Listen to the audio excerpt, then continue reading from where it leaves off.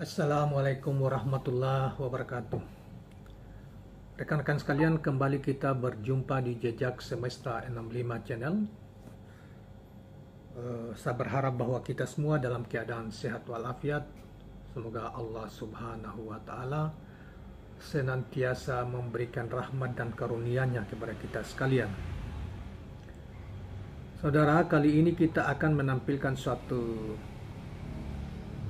berita dan ulasan yang dimuat di Demokrasi News, ya, portal Demokrasi News, Minggu 5 Februari 2023, dengan judul Mantan Sekjen Nasdem ungkap Surya Paloh salah hitung saat deklarasikan Anies Baswedan, siap-siap aja PKS dan Demokrat ... Judulnya seperti itu. Saudara-saudara sekalian, dengan judul seperti itu artinya mantan sekjen Demokrat Partai Nasdem yang dimaksud adalah Patrice Rio Capella, ya. Bagaimana pandangannya yang diurai di dalam berita ini, dan uraiannya nanti kita bacakan sebentar, dan mengapa dia tidak setuju terhadap pencapresan Nasdem terhadap Anies Rashid Baswedan. Mantan Sekretaris Jenderal Partai Nasdem, Patrice Rio Capella, mengomentari deklarasi Anies Rashid Baswedan sebagai calon presiden dari Nasdem Tower beberapa waktu yang lalu. Ia juga menyampaikan pandangannya soal arah politik Nasdem saat ini.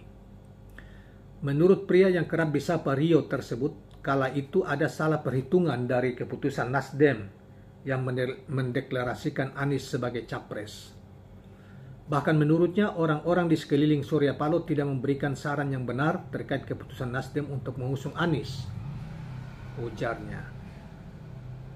Ada salah hitung dalam persoalan Anies yang dilakukan Nasdem. Saya pikir orang di sekitar Bang Surya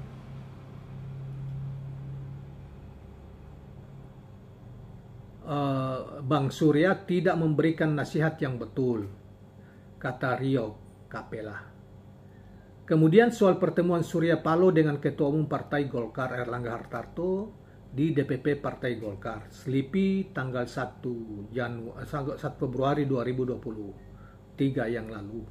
Menurutnya itu adalah lanjutan dari pertemuan Ketua Umum Partai Nasdem tersebut dan Presiden Joko Widodo di Istana Negara beberapa hari sebelumnya.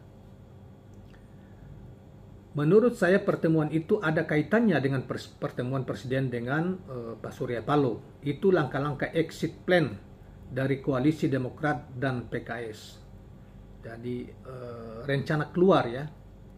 Exit plan itu rencana keluar. Jadi dia menduga bahwa apa yang dilakukan oleh Pak Surya Paloh setelah pertemuan dengan Presiden selesai, kemudian dia melakukan pertemuan dengan Partai Golkar. Itu menurut dia itu adalah cara Surya Paloh untuk keluar dari koalisi Demokrat dan PKS, atau rencana, ya, exit plan. Jadi rencana untuk keluar dari koalisi Demokrat dan PKS, tutur dia. Nanti kita ikuti perkembangan terus, apakah benar atau tidak apa yang dikemukakan oleh mantan sekjen Nasdem ini. Rio berpendapat bahwa adanya sinyal yang disampaikan oleh Surya Paloh setelah pertemuan itu terhadap mitra politiknya, yaitu Partai Keadilan Sejahtera dan Partai Demokrat. Sinyal yang dimaksud Rio tersebut agar PKS dan Demokrat harus bersiap jika akan saling meninggalkan dengan Nasdem. Rusak betul kali ini yang terjadi, ya. Kalau ini yang terjadi bahwa nanti Nasdem keluar berkoalisi dengan yang lain dan meninggalkan Anies dan PKS dan Demokrat, itu udah punya moral betul partai ini, ya, pemimpin partai ini, kalau ini benar, ya. Dan saya kira itulah dalam yang pernah kita katakan bahwa apa dalam pikiran Surya Paloh, apa dalam hitungan Surya Paloh dan kawan-kawan, itu kemudian seakan-akan pikiran mereka sama seperti itu, ya, pikiran yang suka mengkhianati kawan. Itu seakan-akan itu yang akan ada dalam backing mind-nya Surya Paloh dan teman-teman, gitu. Ini, ya, walaupun dia ada mantan sekjen Nasdem, gitu. Saya tidak yakin tuh ini, kalau Nasdem akan putar haluan untuk meninggalkan Demokrat dan PKS.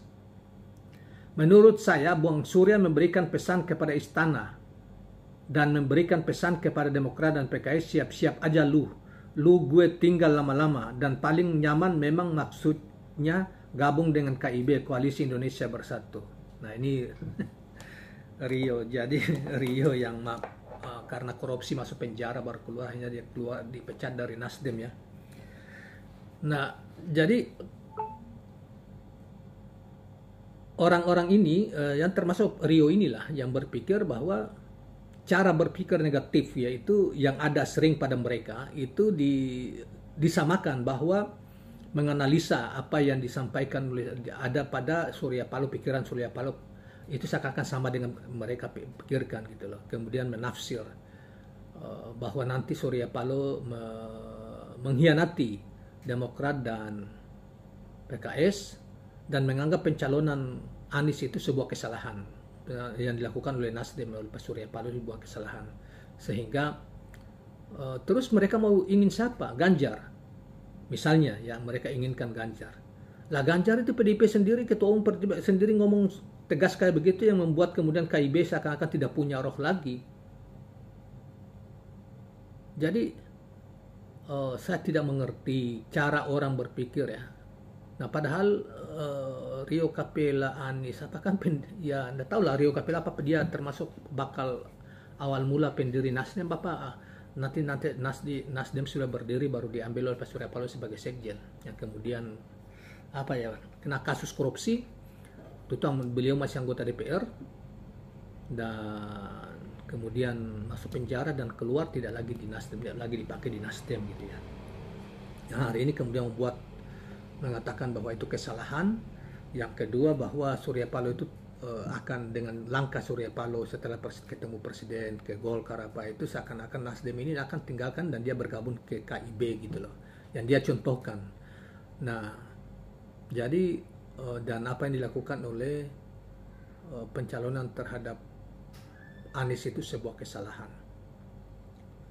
Nah, nanti kita buktikan apakah memang Pak Surya Paloh punya langkah, ada explain yang keluar nanti dari ini, cara cari jalan untuk keluar Nasdem ini dan meninggalkan Anies, ataukah dia tetap jalan gitu. Karena setelah itu kan mereka ketemu dengan PKS gitu ya. Dan kunjungan misalnya kemarin di Lombok ya, itu di Anies Baswedan dan bersama Demokrat Nasdem, kemudian nanti sudah dipersiapkan di Kalimantan ini ya.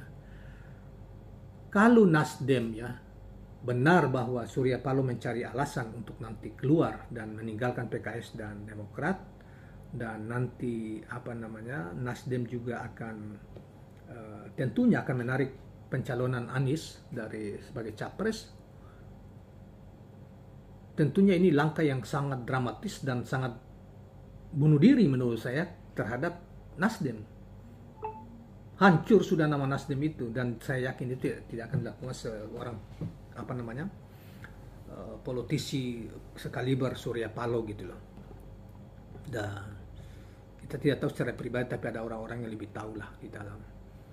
Dan Anies saya kira terlepas dari lembaga survei berbayar yang memang begitu banyak mempromosikan Ganjar gitu ya, yang kita umumnya orang tidak percaya terhadap itu, karena kunjungan Anies ke beberapa daerah itu luar biasa dukungan rakyat gitu ya. Bahkan ada surveyor yang lainnya mengatakan Anies nomor 1 sudah tinggi lah. Kita dapat juga informasi-informasi penting yang tidak dipublikasikan, itu juga mengatakan sebetulnya Anies sudah terlalu jauh.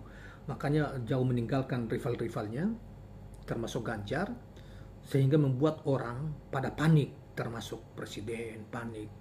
Kalau betul bahwa itu tidak diinginkan, Anies tidak diinginkan oleh pemerintah maupun oleh PDIP. Kalau memang Anies itu underdog misalnya, dia Prabowo lebih tinggi, kemudian Ganjar lebih tinggi, mengapa PDIP, para politisi PDIP termasuk sekjen itu begitu ininya ya, seakan kebakaran ya gitu ya, kepanasan gitu ketika Nasdem mencalonkan Anies Rashid Baswedan sebagai capres. Demikian juga yang lain, demikian pemerintah. Kalau Anies itu dia tidak kuat dukungan dari rakyat, mengapa mereka kayak kepanasan gitu loh.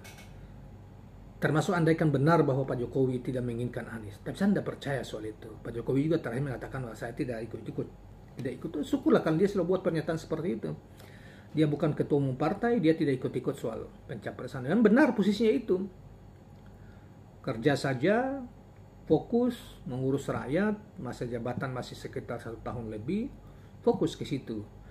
Nah, dan urusan-urusan dan mestinya bersyukurlah Nasdem berpartisipasi 2 kali periode dan tetap memberi dukungan terhadap Pak Jokowi, itu mesti bersyukur.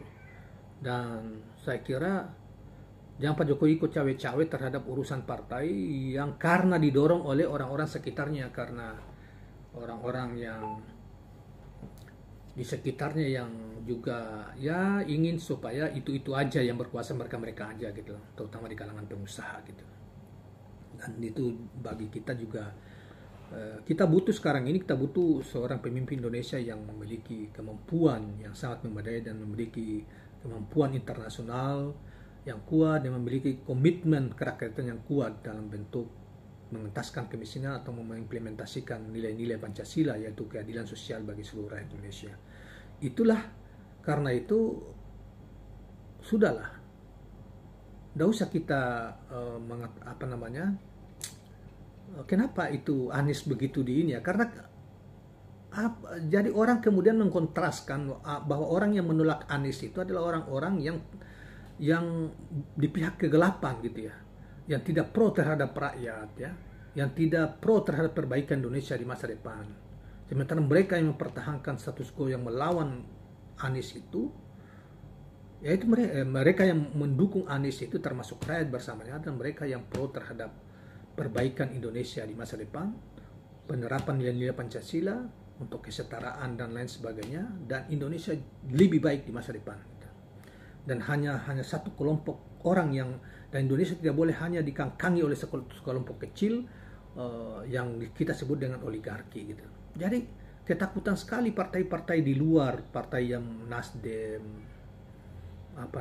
PKS dan Demokrat itu, kalau menganggap Anies itu tidak kuat, kenapa di sana cawe-cawe? Jalan aja munculkan calon yang kuat itu, yang menurut kalian kuat gitu loh. Tetapi ini kan orang juga tidak bodoh, orang juga sudah tahu bahwa kalian takut itu, kalian menjelekkan Anies, kalian mengingkari seluruh karyanya, itu disebabkan karena Anies terlalu kuat.